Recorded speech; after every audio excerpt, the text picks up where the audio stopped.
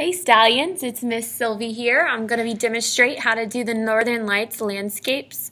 You're going to start with a white oil pastel. You want to make sure your paper is facing you at a landscape point of view, not a vertical. We're going to be doing horizontal.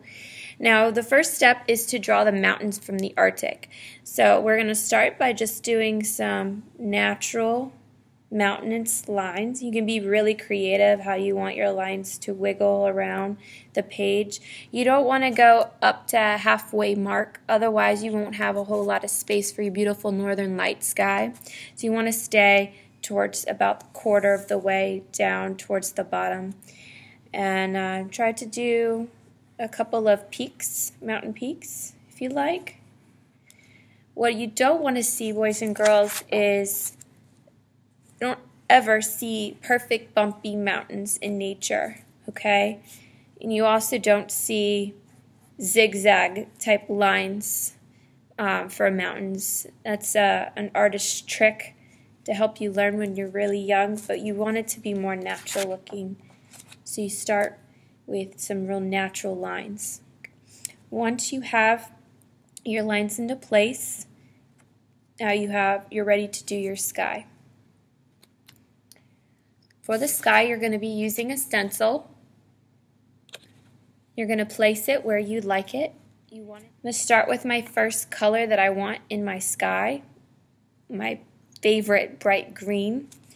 I'm going to rub the chalk off the stick on the edge of this curved line all the way up to the top of my page. I'm going to move my powder around with a Q-tip. Watch carefully as I go up. Going the same direction is very important. If you ever saw the northern lights, they move in an upwards direction.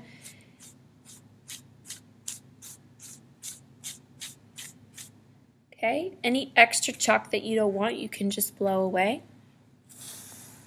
And you can have a nice clean palette for the next color. Let's see, I'm going to do a little bit of some neon orange. It's okay to color right over on top of that green. It's pretty much done. It's not going to change or mix your colors. You're going to take a clean-sided Q-tip. So if you use the one side green, you want to use a clean side on the other end for the orange so you don't mix up the colors and make them super muddy. Make sure your stencil is still lined up in the exact spot you had it from the first color, and start swiping up that powder. You might want to go some up higher than others, some lower, because then the lights don't all move the same length. I want to make it look as natural as possible. So I'm going to move some of this powder a little bit further up the page to fill in the night sky, and I'm going to blow the extra powder away. Let's say you really wanted more green than orange, and now you have orange covering your green. You can always go back and add more of a color that you want. And you can use the green side of the Q-tip that you used before. No sense in wasting another new Q-tip. Alright, let's get a dark color in here. How about purple? Rubbing the chalk.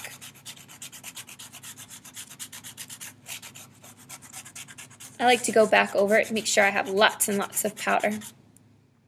Alright, I need a new clean side. I used one orange, one green. Now I'm going to get a new Q-tip. Makes a nice lavender color in the sky. And of course I want some going up into areas that I haven't covered. Blow away the chalk. Let's see what it looks like when we remove the stencil.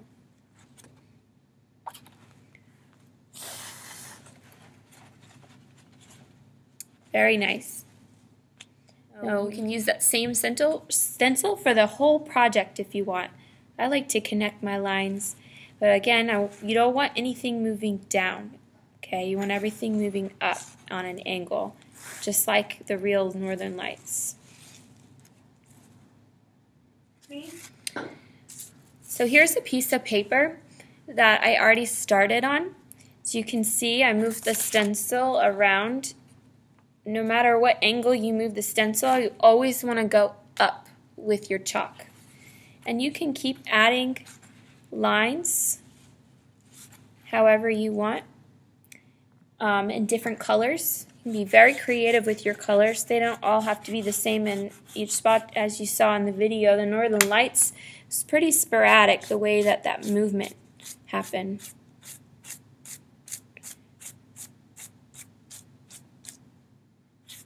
And it changed at any point in second. The direction of the lights changed.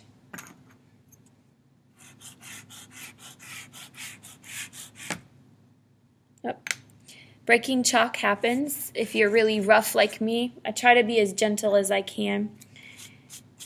You don't have to press that hard.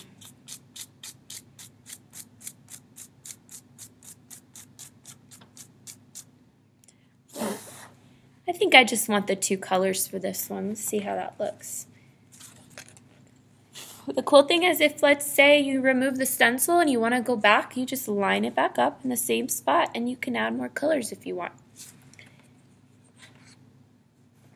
One thing you didn't see is the Northern Lights didn't originate from one same direction. They came from many different directions, so you don't want all your stencil to start in the same spot, okay? So this stencil, this time I'm going to start it over here. I haven't done yellow yet. Let's see how that looks.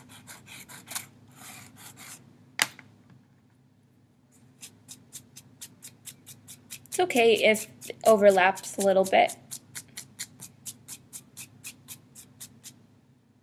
Just be careful not to smear too much over this nice line that you created. You want to kind of stop it right before it touches. And if blowing doesn't work, you can always let it fall into your mat.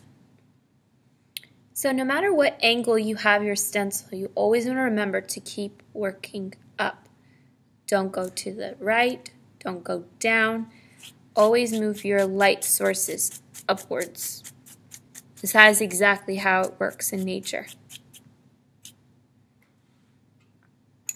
And if you only want one color, you only can do one color. You can each do them different colors, or you can each do them 2 colors, some 3 colors. I've been kind of alternating. This one I think I'm only going to do 2 colors. This one I only did 1. One I started green and then I stopped and then I went orange. Play around with it. See what you like most.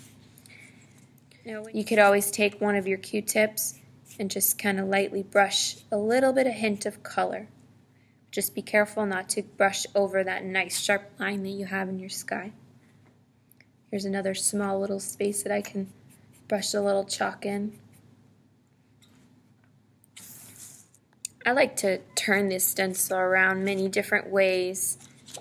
This time I'm going it straight down the page, but I'm still going to keep that upwards movement with my Q-tip. Alright, so my sky is complete. Now my colors sort of have mixed together. We're going to make them brighter now without the stencil. So to get your colors bright without the stencil, you take one color, the main color you want in each one. You trace that nice, wonderful line that you had with your stencil. You take your Q-tip and you carefully swipe that color up. It's really going to add a nice highlight to your sky. This one I'm going to do green. So I'm going to carefully trace. Take the Q-tip that I used with the green tip. Very carefully, lightly brush that green up. Get out a little too much, so I'm going to brighten it up some more. This time I'm going to be a little more careful about staying in my lines. Keeping that nice straight line. Alright, so my sky is filled in. So now I'm going to add my stars. You're going to take your white oil pastel and start tapping it against your chalk. You definitely don't want your stars to be in a perfect straight row, because we know, boys and girls, stars do not appear in the sky in a perfect straight row. So try to be pretty random with your stars. You don't want to disperse them too evenly. You also don't want to make it look like you did it haphazard. You don't want too many either, just enough. And then I'm going to fill in with the side, not the tip, the side of the pastel. I'm going to just rub it gently in my my snowy mountains. Try to stay in the lines as best you can.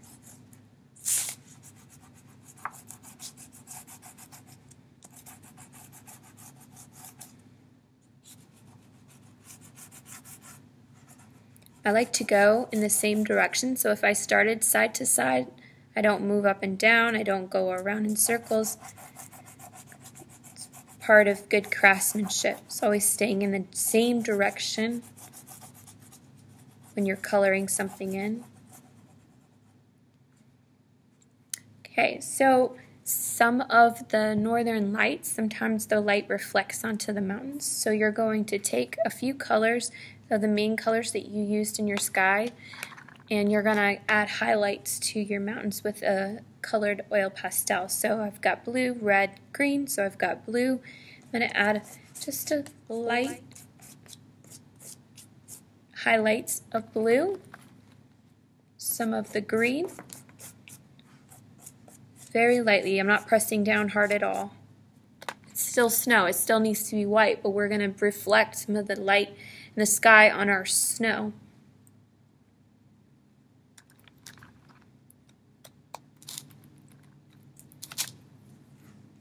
Just like water, snow can reflect light. So we're going to show that reflection.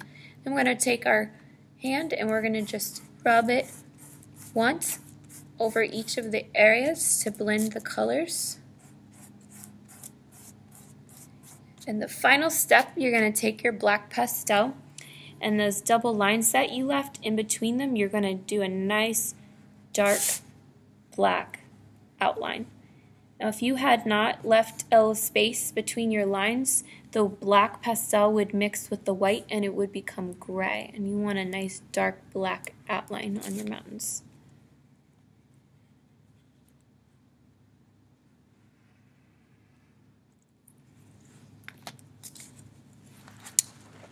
And that is my northern lights.